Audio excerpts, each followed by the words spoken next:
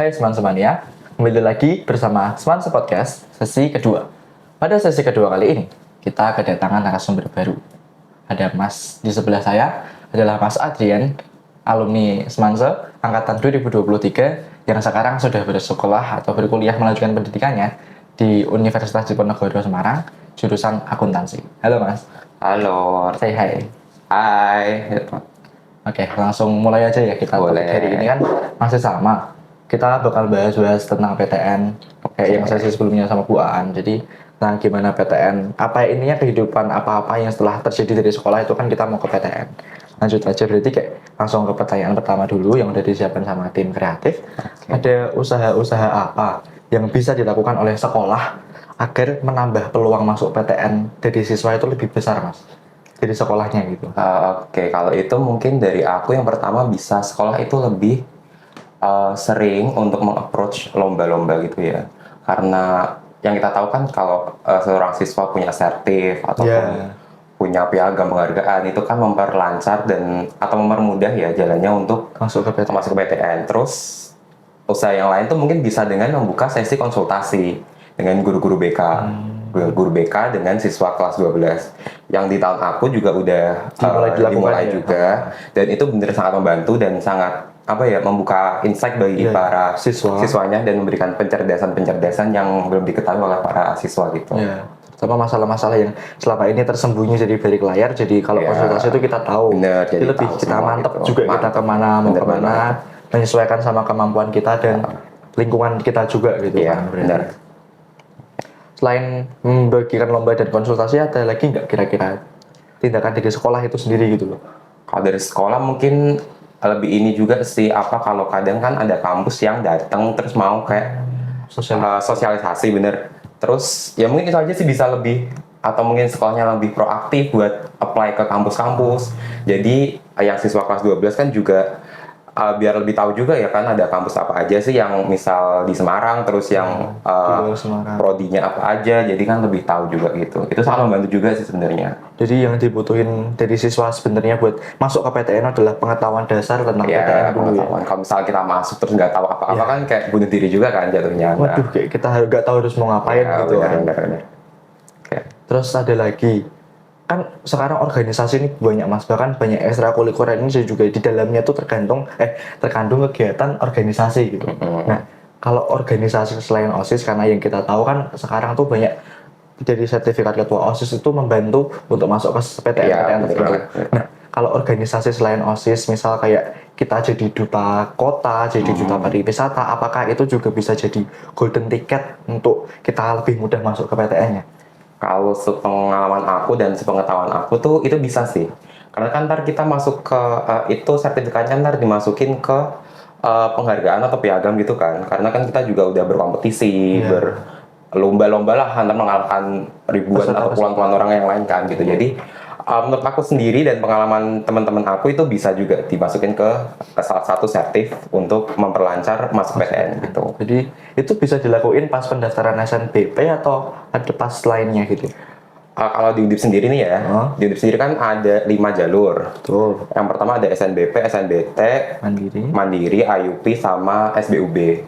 Nah kalau misal sertif tuh mungkin bisa dipakai di SBUB atau yang seleksi bibit unggul berprestasi, sama SNBP.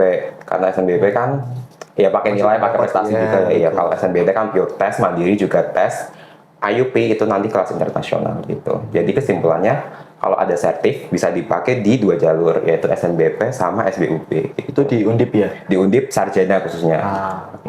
Tapi kalau memang yang bisa diambil kesimpulan untuk seluruh PTN berarti memang SNBP, karena kan nggak semua ada SBUB itu. Iya benar banget. SNBP sama mungkin UM prestasi kan, kalau ada beberapa PTN ada yang itu bisa juga sih dimasukin award kayak gitu. Nah, kita kan dari tadi bahas yang soal akademis Mas, yang akademis dari siswa untuk membantu PTN. Kalau dikiranya siswa itu kurang dari akademis, maksud dari segi akademisnya dia itu kurang, apa yang bisa dia lakuin kalau dia tetap pengen mau ke PTN? Yang bisa dilakuin, mungkin kan nggak semua orang itu unggul di akademis ya. Betul. Ada juga yang mungkin di non akademik kayak olahraga ataupun budaya-budaya gitu kan. Ini contoh aja dari temen aku, dia akademinya biasa aja, tapi dia push yang lain di non akademik itu di dalam kesenian. Dalam contoh ini seni tari dia. Jadi dia kayak lomba-lomba terus, jadi ngumpulin sertif-sertif, piagam-piagam. Dan sekarang pun dia masuk ke perguruan tinggi, dia pakai sertif dari lomba tarinya itu. Jadi kalau misalnya kita nggak ada keunggulan yang lebih di bidang akademik, bisa kita kembangin di non akademik, terutama mungkin kayak olahraga ataupun yang bersifat budaya gitu. Gitu sih. Jadi tetap yang berarti ini kata-katanya pertama itu ya, setiap siswa itu harus tahu potensi dari diri dia dulu. Benar. Jadi segera mungkin tuh bisa menentukan dia tuh memang condong ke akademis atau non akademisnya, biar bisa bikin start untuk cara-cara lain masuk PTN. Kalaupun nggak di akademik pun kita punya cara lain gitu loh buat mencapai ataupun meraih di akademik itu. Oke, terus kan karena Mas Satria ini masuk ke akuntansi Undip ya. Apakah sebelumnya udah ada daftar alumni yang berhasil masuk ke Undip akuntansi dari SNBP? Ada dari tahun atasku, itu ada 2 orang SNBP juga ke akuntansi Undip. Makanya tuh aku berani ke akuntansi Undip karena udah ada bayangan nih kalau change-nya tuh agak gede, lumayan gede karena udah ada pendahulunya gitu kan, gitu. Berarti sebesar apa sih pengaruh dari alumni dari suatu sekolah ke PTN itu dalam pengaruhnya dari siswa untuk masuk ke PTN itu? Menurut aku cukup gede ya, karena kan Kakel itu sebagai pembuka jalan Terus misal dia performanya di kuliah bagus, itu kan juga dilihat oleh fakultas itu sendiri kan nanti. Jadi kalau misal kita semansel udah pernah ke sana dan orangnya itu ternyata bagus ataupun nggak pembatalan sepihak atau gimana, jadi buat angkatan-angkatan di bawahnya itu akan membantu juga sih memperlancar jalannya mereka gitu. Kampusnya ini sekolah ini. Iya, gitu ya. Kayak bagus sudah terverifikasi lah ada orangnya di sana gitu. Betul. Nah, kalau belum ada yang buka, terus kita dengan nilai tinggi, dengan nilai yang sangat-sangat tinggi lah ibaratnya. Tapi tanpa alumni itu untuk change-nya tuh apakah masih sama atau tetap jaraknya tuh jauh banget? Kalau ngomong nilainya tinggi, change-nya itu sama menurut aku. Karena juga ini di temen aku ya udah pernah kejadian, dia daftar salah satu univ di Jawa Barat, padahal dia sekolah di Semarang. Itu dia sekolah lain tapi ini ya, ranking 3 paralel dan itu tembus juga di FEB salah satu univ itu. Walaupun belum ada alumni sama sekali.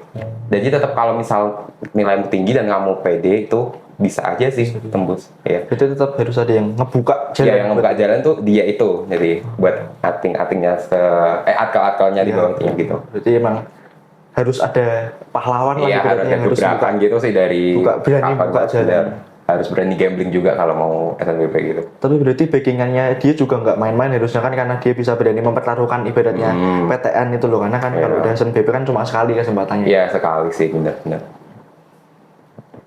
Terus kan karena SNBP ini kan juga tricky sebenarnya. Bisa linjur atau enggak sih Mas biasanya kalau SNBP itu?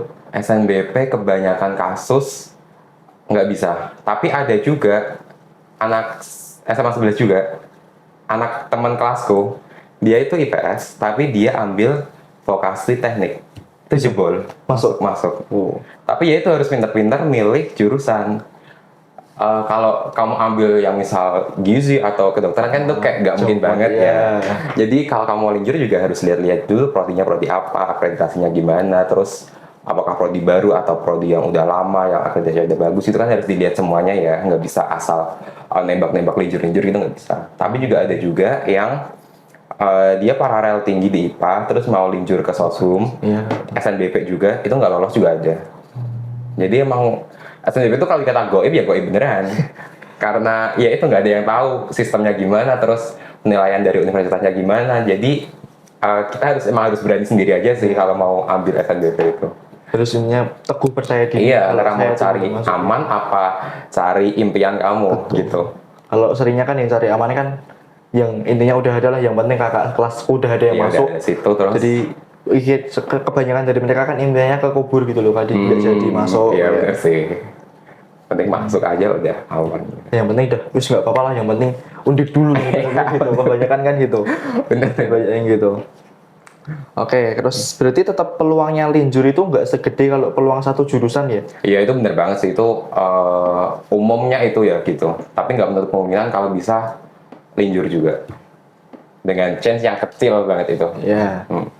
Terus kalau dari Mas Adrian ini kan masuk Undip ya? Ya. Nah, apakah di Undip itu ada beasiswa dari kampusnya sendiri untuk membantu siswa yang berprestasi cuma dia kurang mampu dalam materi gitu? Ekonomi gitu. Betul, iya. Kalau dari Undip, yang dari institusi Undip sendiri, aku belum pernah dengar sampai sekarang.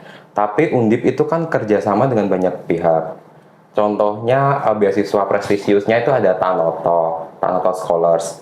Itu dia cuma kerjasama sama 11 apa 9 kampus di Indo, dan itu Undip termasuk salah satunya.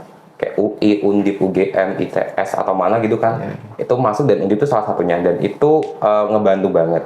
Atau misal mungkin kalau nggak dari Undip, dari kita sendiri kita mau ngajuin itu ada KIP kuliah ya KIP kuliah, itu bisa diajuin kelas 12 pas mau daftar, pas mau bikin akun SNPNB. Ya SNBP itu berarti. SNBP, SNBT kan harus bikin akun dulu kan. Itu ntar kita reach out ke BK terus ngomong, Bu, misal kalau mau kita daftar KIPK gimana ya Bu? Berarti ntar bisa dibantuin sama sekolah juga yang ngajuin gitu. Tinggal ntar pas kita misal aku Undip udah keterima Undip, terus pas verifikasi, nah itu ntar ada wawancara dari pihak KIPK-nya sendiri gitu. Ya intinya wawancara untuk memenuhi persyaratan dapat KIP kuliah itu ya. Sebenarnya kalau mau ngomong beasiswa banyak banget sih beasiswa, tapi nggak semua dibuka di awal pendaftaran mahasiswa baru. Iya, awal pendaftaran sama awal semester. Biasanya kalau semester 1 tuh baru dikit-dikit beasiswanya. Ntar baru ke semester 3 atau semester 5 tuh baru banyak banget. Iya. Karena kan udah ada transkrip akademik kamu, ada ada KHS kamu juga kan. Berarti kan pihak yang ngasih beasiswa bisa ngelihat performa kuliah kamu juga gitu. Jadi biasanya kalau semester 1 tuh hanya beberapa, tapi ntar kalau udah ke semester 3 ataupun semester 5 ntar banyak banget sih beasiswa yang bisa kamu apply gitu. Berarti pas di maba, pas awal ibaratnya penerimaan peserta mahasiswa baru itu masih tipis-tipis saja. Masih iya, dikit lah itu beasiswa gitu yang avail buat maba gitu. Terus kalau transfernya dari siswa ke mahasiswa kehidupannya, perbedaan yang paling mencolok itu apa ya? Perbedaannya mungkin dari materi. Kalau yang aku rasain di SMA ini santai banget sih. Aku di SMA santai, terus apalagi aku IPS gitu ya, santai banget. Terus di kelas ya masih bisa ketawa-ketawa gitu. Kalau di kuliah tuh bener kamu masuk, kamu dosen jelasin. Misal tuh 3 SKS, itu nggak lama banget sih, cuma kayak 1-2 jam aja. Tapi itu tuh beneran kayak ke pressure harus harus kayak gitu. Dapat ilmunya. Misal 1 semester kita ada 14 pertemuan, itu ada 14 bab dibahas. Jadi 1 pertemuan kita bahas 1 bab itu harus selesai. Gila. Dan itu waktunya cuma 1-2 jam. Iya, cuman mentok tuh kalau di FEB itu 3 SKS paling, 3 SKS, 1 SKS-nya 50 menit, 50 kali 3, 150 menit itu buat 1 bab. Dan itu harus hatam di pertemuan gitu. Iya. Jadi kalau buat transfer antara siswa ke mahasiswa itu lumayan kerasa banget. Iya, menguras energi, menguras mental juga sih. Kalau nggak terbiasa ke push gitu. Itu kalau dari segi akademiknya nih ya. Jadi kayak memang sebenarnya kalau memang kita nggak mau terlalu ngos-ngosan di kuliah, kita dari SMA ini udah mencoba kayak nambah-nambah waktu nge-push diri sendiri gitulah gitu. Biar kebiasa sama waktu belajarnya. Walaupun di kuliah tuh jamnya santai banget. Emang jamnya santai, tapi kalau dari akademik kayaknya lebih beban banget. Ya, bener. Jadi bebannya pas di maba itu ya itu karena kayak culture shock. Iya, culture shock banget. Harus adaptasi juga. 1 semester tuh mungkin baru full adaptasi aja itu. Ntar kalau semester 2 kayak aku gini baru kayak mulai enjoy, mulai dapat ritmenya lah buat. Iya, dapat ritme buat belajarnya gimana, buat nyimbangin main gimana, buat gabung organisasi ntar gimana gitu. Udah jalan sendiri lah gitu, let it flow aja. Jadi semuanya tetap butuh adaptasi. Yes, bener banget. Terus buat itu, tapi selain dari jam belajarnya, untuk dari hal-hal lain di perkuliahan yang perbedaannya tuh kerasa banget dari sisi zaman persekolahan tuh apa? Mungkin pergaulan tuh juga pertemanan. Kayak pergaulan kan kita kalau misal SMA cuma 1 lingkup Lampir Tengah, terus Semarang Selatan, gini kan cuma 1 kota Semarang aja. Kuliah ntar kan orang dari se-Indonesia kumpul 1 tempat. dari Jabodetabek, dari Sumatera, Kalimantan itu semua ada di satu tempat. Jadi mungkin kita juga harus menyesuaikan juga, walaupun aku warlock sini di Undip, tapi juga harus menyesuaikan dengan teman-temanku yang baru Dari luar juga gitu. gitu. Ya, itu mungkin jadi Iya. salah satu faktor adaptasi juga sih di kuliah gitu. Terus kan kebanyakan, maksudnya kayak dari orang Indonesia sendiri tuh udah awam banget, maksudnya kayak tentang yang apa sih, pas kuliah tuh udah ditanya udah kerja atau belum, pengen kerja apa gitu-gitu. Tanggapan yang sebaiknya kita berikan untuk orang-orang yang seperti itu tuh gimana sih Mas? Gimana tuh maksudnya? Kayak misal kita masih kuliah terus ditanya nanti mau kerja apa, nanti mau ini apa, ya kan itu ada beberapa orang yang merasa itu sebagai beban, kayak apa sih kok nanya-nanya. Itu tanggapan yang sebaiknya diberikan tuh apa ya? Kalau aku sendiri kayak dari perspektif pribadi aku ya, karena aku emang udah tahu aku ntar mau kemana, jadi aku jawab aja kalau ada yang tanya gitu. Oh. Jadi be prepared aja lah dari awal. Misal masuk akuntansi kan pasti Prospeknya tahu udah lah jelas, bahasanya ya. ke finance, ke keuangan, ke perusahaan mana gitu. Jadi kalau ditanya ya jawab aja emang kamu maunya di mana gitu. Nggak usah jadiin beban juga, itu jadi motivasi sendiri aja sih aku sih. Jadi kalau kita udah prepare semuanya, Nah, ya, ini kayak kita udah bisa memberikan jawaban langsung, jadi kayak nggak merasa puas aja tertekan gitu ya, malahan betul, kan. betul. Jadi kayak motivasi buat diri sendiri buat nyapai yang kita omongin itu sih gitu. Dari aku sih terus. Jadi tentang kehidupan mahasiswa tadi udah dibahas ya, dari pertemanan, dari sesi waktu kuliahnya. Terus kalau di kuliah itu ada bisa jadi perubahan jadwal atau apa gitu nggak sih Mas? Kayak tadi kan bahasanya SKS itu ya. Iya. Misal harusnya hari sekian tuh jam sekian mata kuliahnya ini, terus tiba-tiba bisa ganti, atau itu sistemnya tuh memang berubah terus atau tetap konstan selama periode waktu tertentu gitu? Kita itu jadi kalau di kuliah sistemnya pakai satu semester. Semester ntar kalau aku ada 8 mata kuliah. Jadi mata kuliah misal ntar aku sore ada kuliah ekonomi makro. Makro tuh dari pertemuan pertama sampai pertemuan ke-14 itu di hari Senin sore jam 3 terus. Jadi satu semester tuh ngulang, kecuali minggu depan kan libur nih, hari Senin. Nah itu kuliah ditiadakan, tapi bukan berarti kelasnya ikut libur, enggak. Kelasnya itu diganti di hari yang lain yang kosong, yang semua bisa gitu. Jadi kalau buat jam kuliah tetap satu semester, tapi jamnya ntar beda-beda. Kecuali kalau ada dosen yang misal berhalangan hadir ataupun ada hari libur nasional dan diliburkan, baru dikasih kelas pengganti. Kelas pengganti pun bisa 2 opsi, bisa offline, bisa online, tergantung dosennya sendiri ya. Siswanya juga. Ya benar banget. Jadi ternyata nggak kayak sekolah ya. Kalau sekolah kan misal libur ya udah selesai. Libur udah nggak ada kelas pengganti, nggak ada apa gitu. Iya itu sama juga yang aku rasain di semester 1 gitu. Karena aku pikir kalau libur tuh ya udah libur, nggak ada ganti-ganti. Yang ternyata harus ada kelas pengganti lah gitu, harus ada yang lain-lainnya gitu, nyesuaiin aja sama dosen-dosennya juga gitu. Jadi kalau memang tiba-tiba dosennya tiba-tiba nggak bisa ya, pernah ada kasus gak kejadian lucu gitu, kayak modal udah siap di kampus tapi ternyata dosennya tiba-tiba dibatalin gitu? Udah itu malah nggak sering juga, maksudnya kayak 2-3 kali kejadian. Udah sampai kampus, jadi dosennya tuh ngajar dua kelas pagi jam 7 sama kelas siang jam 9. Aku yang kelas siang jam 9. Dia di kelas pagi jam 7, dia nggak datang sampai jam 9 persis. Terus pas aku jam 9, dosennya juga nggak datang, ditunggu sejam sampai jam 10 nggak datang. Terus mahasiswa kan kalau sejam nggak datang tuh biasanya pada balik kan. Udah pada balik, dosennya datang.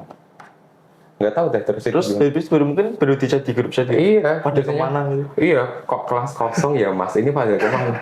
Bapak dari pagi tuh nggak datang Pak, nggak ada konfirmasi. Terus siang nggak datang juga, terus datang 1 jam setengah setelahnya itu, ya itu aja sih paling sih yang agak konyol dikit itu. Ya berarti tetap ada kejadian-kejadian lucu lah itu di kuliah ya.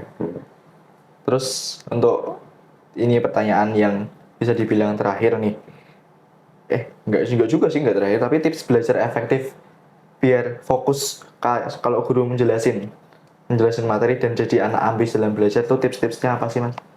Mungkin kalau yang fokus dan bisa terstruktur itu, yang pertama dari motivasi diri sendiri.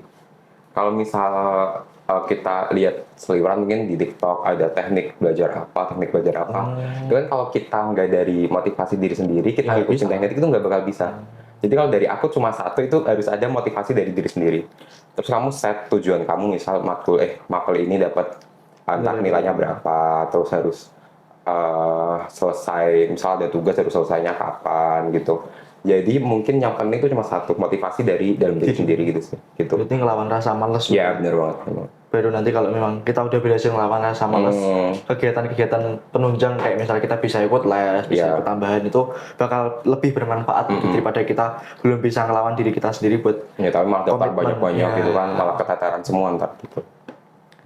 Terus buat kehidupan kuliah lagi, kita mau tanya-tanya lagi itu kalau cara mengendalikan emosi saat ada pressure dari sosial maupun dari keluarga itu, mengendalikan emosi dan keadaan mental, mengembalikan kayak kita biar nggak apa-apa tuh gimana gitu loh. Kalau dari aku sih biasanya ini, aku break sebentar.